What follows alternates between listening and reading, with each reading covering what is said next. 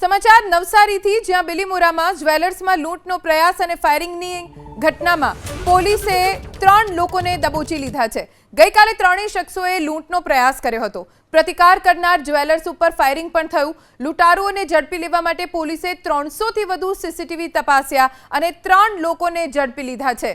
ગઈકાલે લૂંટની આ ઘટના બની હતી। જ્વેલર્સની અંદર ઘૂસીને લૂંટ કરવા માટે ત્રણેય શખ્સો પ્રવેશ્યા। તેમણે પ્રતિકાર કરનાર જ્વેલર્સ ઉપર ફાયરિંગ પણ કર્યું, જેમાં જ્વેલર્સ ઇજાગ્રસ્ત પણ થયા હતા। તેમને હોસ્પિટલ દાખલ કરવામાં આવ્યા। તો બીજી તરફ પોલીસે પણ તપાસ શરૂ કરી। 300 જેટલા સીસીટીવી ફૂટેજ ચેક કરવામાં આવ્યા છે આ આરોપીઓ સુધી પહોંચવા માટે। કોની પાસેથી મેળવેલું હતું અને કેવી રીતે એની પાસે આવ્યું હતું, કેટલા પૈસામાં ખરીદેલું હતું, એ હજી એની ચોક્કસ સચોટ માહિતી હજી પ્રોવાઈડ કરતો નથી। અંદાજિત એમ કહે છે। અગાઉ જેમ કહ્યું એમ અગાઉ પોલીસ સાથે જેલમાં જઈ આવેલો છે, એટલે પોલીસને કેટલા જવાબ આપવા કેટલા નહીં આપવા એનાથી સારી રીતે જાણકાર છે। એટલે સ્પષ્ટપણે હજી કોઈ બાબતો કહેતો નથી।